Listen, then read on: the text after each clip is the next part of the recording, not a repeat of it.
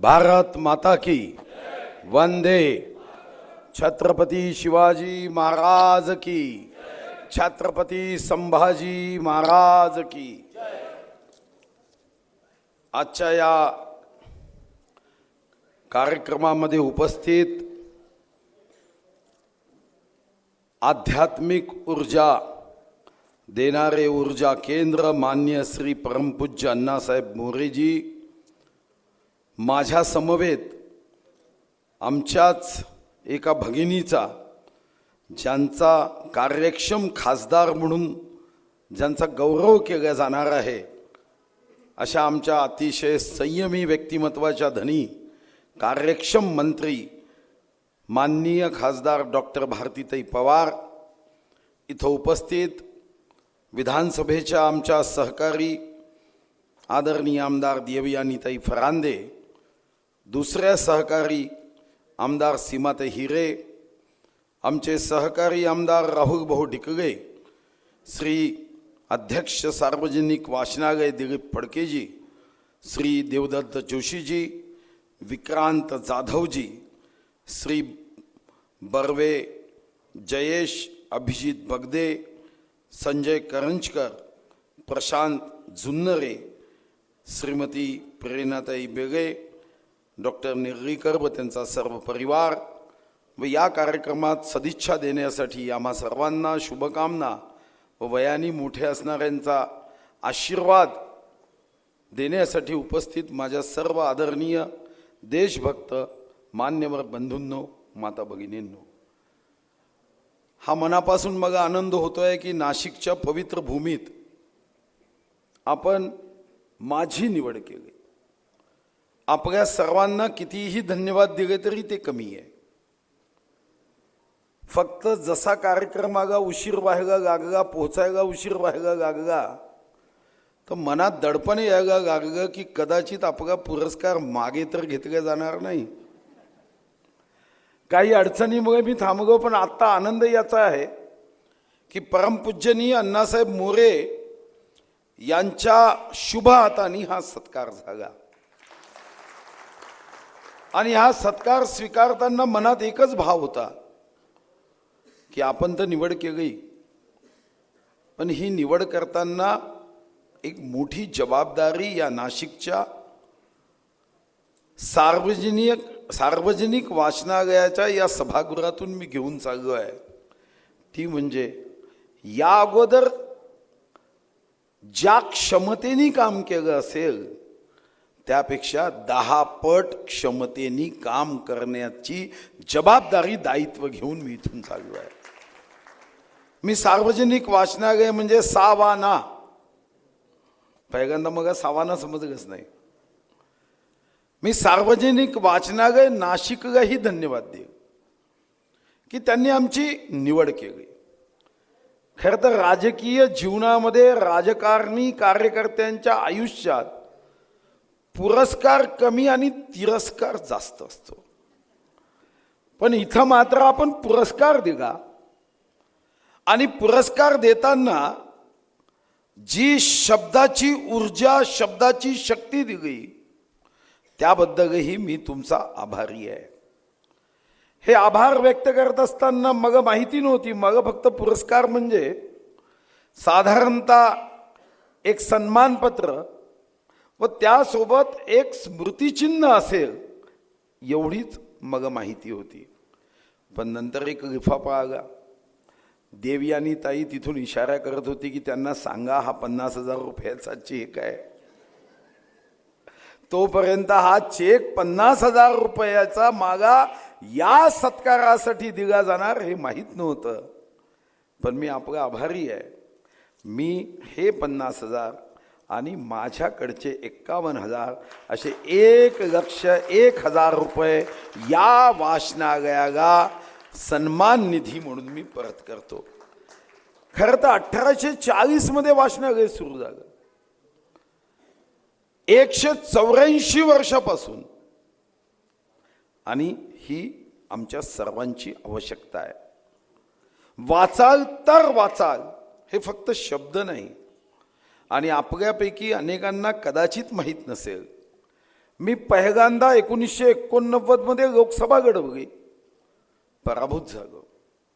1991 मध्ये पुन्हा लोकसभा लढवली आणि स्वर्गीय राजीव गांधी यांचं निधन झालं, पुन्हा पराभूत झालं. पण 16 मार्च 1995 पासून मी सातत्याने निवडून येतोय. 6 टर्म झाले. पण आपल्यापैकी अनेकांना कदाचित माहीत नसेल, मी पहिल्यांदा आमदार झाल्यावर पहिलं जर कोणतं काम केलं असेल तर मी सार्वजनिक वाचनालय सुरू केलं. मी कोणत्याही इतर कामात गेलो नाही. मग अनेक वाचनालय सुरू केलीत.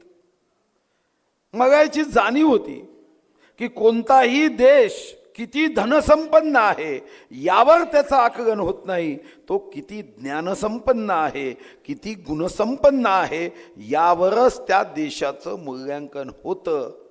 जो भाव 95 मध्ये होता तो 2010 नंतर तर जगाने मान्य केला. आता युनो मध्ये संयुक्त राष्ट्र संघात पर कॅपिटा इन्कम किंवा जीडीपी यावर देशाचं मूल्यांकन होत नाही, तर हॅपीनेस इंडेक्सवर मूल्यांकन होतं. कारण आनंदी व्यक्ती हाच त्या देशाची खरी संपत्ती आहे. आणि आनंद कुठं प्राप्त होत असेल तो आम्हाला पुस्तक देतं, आमच्या अंतर्मनाला दिशा देण्याचं काम करतं. मी सार्वजनिक वाचनालय नाशिक यांच्या अथक या कार्याला सदिच्छा देतो, शुभकामना देतो. आणि शुभकामना देताना हा विश्वासही देतो की राजकीय नेता म्हणून जेव्हा कार्यकर्ते आमच्या सोबत असतात तेव्हा नारे देतात, सुधीर भाऊ आगे बढ़ो हम तुम्हारे साथ है. पण मी इथं नारा द्यायला आलो आहे की दिलीप भाऊ आप आगे बढ़ो हम तुम्हारे साथ है, हे सांगायला मी इथं आलो. खरं तर हे सौभाग्य आहे की परमपूज्य अण्णासाहेब मोरे जी यांच्या हातून हा पुरस्कार मिळत आहे. आज आपल्या देशाला अध्यात्माचीही खरी गरज आहे. धनाने शरीराचं समाधान होतं, पण अध्यात्माने मनाचं समाधान होतं. आणि ते कार्य करणारे सातत्याने निरंतर कार्य करणारे श्री अण्णासाहेब मोरेजी यांचाही आशीर्वाद या कार्यक्रमाच्या माध्यमातून जो प्राप्त झाला तोही माझ्यासाठी निश्चितपणे आयुष्यभर स्मरणात राहील असा ठेवा आहे. तोही ठेवा मी इथून घेऊन जाणार आहे. आमच्या आदरणीय ताई खासदार भारतीताई पवार खरं तर अतिशय संयमी आमचं नेतृत्व आहे. मनापासून सामान्य व्यक्तीच्या आयुष्यामध्ये आनंद निर्माण व्हावा, त्यांची कामं व्हावी, सतत झटतात. मी ईश्वरचरणी एवढीच प्रार्थना करेन की हा जसा पुरस्कार आज तुम्हाला परमपूज्य अण्णासाहेब मोरे यांच्या हातून प्राप्त होणार आहे, असाच मे मध्ये निवडणूक अधिकाऱ्याच्या माध्यमातून असाच एक कागद आणि तो विजयाचा पुरस्कार असेल, यासाठी ईश्वराने आपल्यालाही आशीर्वाद द्यावा अशी मी ईश्वरचरणी प्रार्थना करतो.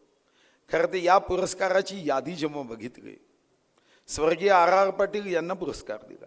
ते माझे अतिशय जवळचे मित्र होते. मला आठवतं की मी अर्थमंत्री झाल्यानंतर मी त्यांच्या स्मारकासाठी जेव्हा बजेटमध्ये घोषणा केली तेव्हा मला एका राष्ट्रवादीच्या नेत्यांनी प्रश्न केला की आम्ही कुणीही मागितलं नव्हतं.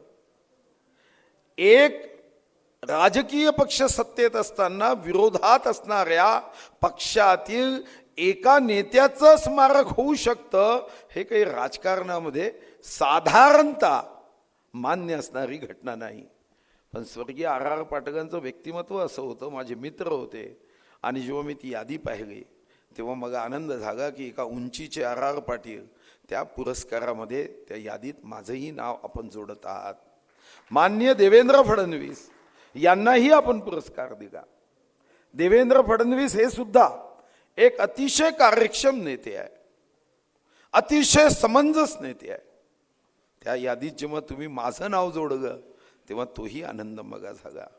आणि नितीन गडकरीजी त्यांचंही नाव जेव्हा वाचलं तेव्हा तर परम आनंद झाला. मी या मंचावर उभा आहे किंवा ज्या पदावर उभा आहे त्याचं श्रेय 143 कोटी लोकांमध्ये जर कोणाला द्यायचं असेल तर ते मी नितीन गडकरींनाच देईल, कारण त्यांच्या सदिच्छा, शुभकामना, मार्गदर्शनामध्ये माझा राजकीय प्रवास होता. असे नेते की जे पाण्याला हात लावतात तर फुटाला फाउंटन जगप्रसिद्ध तयार होतं.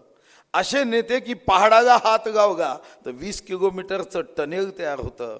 असे नेते ज्यांनी मातीला हात लावला तर हायवे तयार होतो. असा नेता की ज्यांनी कार्यकर्त्याला हात लावला तर तो नेता तयार होतो. अशा नेत्याच्या पंक्तीमध्ये तुम्ही मला बसवलं हे निश्चितपणे माझ्याहीसाठी आनंदाचा क्षण आहे. हेही खरं आहे की ज्या क्षेत्रामध्ये आम्ही काम करतो त्या क्षेत्राच्या संदर्भामध्ये अतिशय दूषित मत आहे. मला आठवतं की मी पहिल्यांदा 95 मध्ये जेव्हा आमदार झालो आणि आता कपडे चेंज झाले, तेव्हा जीन पॅन्ट घालायचो. आता खूप बदल झाला. नवीन नवीन होतं, जीन पॅन्ट शर्ट असायचा. विधानसभेचं अधिवेशन होतं आणि विधानसभेच्या अधिवेशनामधून टॅक्सीत बसून मॅजेस्टिक आमदार निवासमध्ये निघालो. टॅक्सीवाला मग म्हणाला की आप कहाँ गए थे? मैं बघा ये विधानसभा में गया था. माझे कपडे पाहून त्याला वाटलंच नाही मी आमदार आहे, त्याला मी नेता हेही वाटलं नाही. त्याला वाटलं की मी कोणाकडे तरी कामासाठी गेलो. त्याचे पुढचे शब्द नंतर आयुष्यभर माझ्या लक्षात राहिले.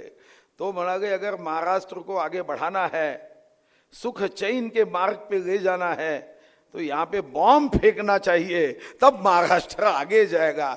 ही सामान्य लोकांची चीड, हा राग. मी असाच अनुभव पुन्हा पाहिला की मी ट्रेनमध्ये बसून होतो, जीन पॅन्ट शर्ट आहे, समोरचा एक व्यक्ती आहे. आता आम्हाला तर गप्पा करायची सवय, साधारणतः एअर कंडिशन डब्यामध्ये बसलेला आणि विमानात बसलेला हा इतका चिंतनामध्ये मग्न असतो, ती बाजूला कोणीतरी माणूस बसला आहे हेही विसरून जातो आणि तो बोगत सुद्धा नाही. पण आमची सवय, कारण आम्ही गावाकडून होतो. मी त्यांना सहज विचारलं, कारण चेहऱ्यावरून श्रीमंती टपकत होती. मी बघितलं की नुसतं चेहऱ्याला चमचा गावगा तर श्रीमंती टपकेल, इतकी श्रीमंती चेहऱ्यावरून दिसत आहे, ज्ञानाचंही तेज दिसत आहे. मी त्यांना सहज विचारलं की तुम्ही काय करता? तो म्हणाला कि मैं एक राज्य का चीफ सेक्रेटरी करके रिटायर्ड हुआ हूं. मग मी सहज प्रश्न केला, उत्सुकता होती. मी दूसरा सहज प्रश्न केला कि आप एक्स चीफ सेक्रेटरी रहे हैं, बहुत अनुभव है, आप राजनीति में क्यों नहीं आते? एक सेकंद नहीं गावगा नहीं, विचार ही केगा नहीं. मैं क्या चेहरे से आपको गुच्चा गफंगा दिखता हूं, मैं राजनीति में आऊं? हा जो साधारणतः तिरस्काराचा भाव होता तो धीरे धीरे आता बदलायला लागला. हा मात्र आनंदाचा आणि माझ्या दृष्टीने हा राजकीय क्षेत्राच्या माध्यमातून देशाच्या प्रगतीमध्ये जो स्पीड ब्रेकर होता, अशा पद्धतीच्या भावनेचा तो दूर व्हायला लागला. खरं तर हे आहे की या महाराष्ट्राच्या 3,07,713 स्क्वेअर किलोमीटरच्या महाराष्ट्रात जर सर्वात पॉवरफुल जमीन कोणती असेल तर ती 7,070 फुटाची गोलाकार ज्या सभागृहात आम्ही बसतो ते 7,070 फुटाचं सभागृह आहे. त्यानंतर सर्वात पॉवरफुल शक्तिशाली जमीन असेल तर 1,45,000 फुटाचं मंत्रालय. पण जेव्हा राजकारणाबद्दल लोक अनास्था दाखवतात तेव्हा मला वाटतं की स्वतःच्या पायावरच आपण धोंडा घालून घेतो. कोणताही निर्णय असला तो राजकीय क्षेत्रातून होतो आणि या क्षेत्रामध्ये आज जेव्हा आपण आमच्यासारख्या कार्यकर्त्याचा गौरव करताय, हा गौरव हा निश्चितपणे एक उत्तम दिशेनी मार्ग, उत्तम दिशेनी प्रवास करण्यासाठी प्रोत्साहित करतो. हे मात्र मी नम्रपणे या माध्यमात या ठिकाणी कबूल करतोय. खरं तर आपल्याकडे एक सर्वात वाईट सवय आहे कि दुनिया बदलेगी, हम बदलने वाले को ढूंढते हैं. एकदा जेव्हा बघा एका शिक्षकाने सांगितलं कि दुनिया को बदलने वालों को मत ढूंढो. अगर आपको दुनिया बदलनी है ऐसा लगता है तो अपने आप को एक बार आईने में देख लो, दुनिया बदलने वाला मिल जाएगा. आणि मग तिथून निर्णय केला. मी काय केलं ते सांगत नाही. खरं तर माझ्या कुटुंबात सर्वजण MBBS MD MS डॉक्टर आहे. मी वडील आणीबाणीत 19 महिने जेलमध्ये गेले आणि मी डॉक्टर होऊ शकलो नाही. पण माझ्या घरी 13 डॉक्टर आहे. माझे वडील होते, माझा भाऊ आज 10 ऑपरेशन करतो, माझी मुलगी रेडिओलॉजिस्ट आहे, माझा जावई रेडिओलॉजिस्ट आहे, माझे साळे डॉक्टर आहे. मी पण सर्वांना मात्र एक आव्हान द्यायचो की तुम्ही जेवढी औषधी वाटाल त्याच्यापेक्षा जास्त औषधी मी वाटेल, आणि मी एवढी आरोग्य शिबिरं घेतली की त्यांच्यापेक्षा जास्त पेशंट तर मी तपासले.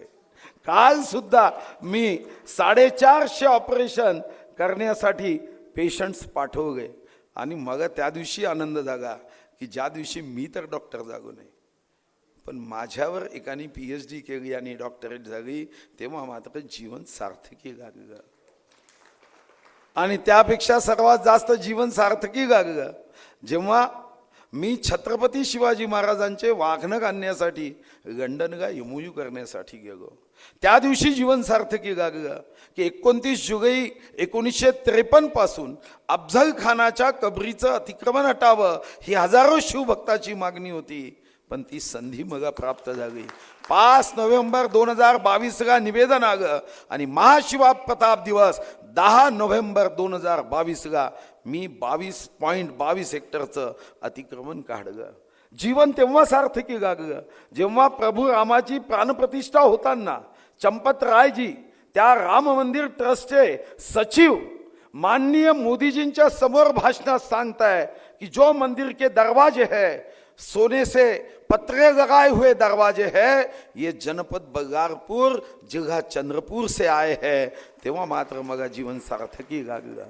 जेव्हा सियावर रामचंद्र की जय हा गिनीस वर्ल्ड रेकॉर्ड मी 20 तारखेला केला, तेव्हा जीवन सार्थकी लागल्याचा आनंद झाला.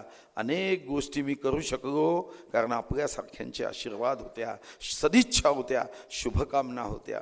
त्या शुभकामनेमध्ये या गुच्छामध्ये पुन्हा एक तुमच्या प्रेमाचं फूल मग आज प्राप्त झालं.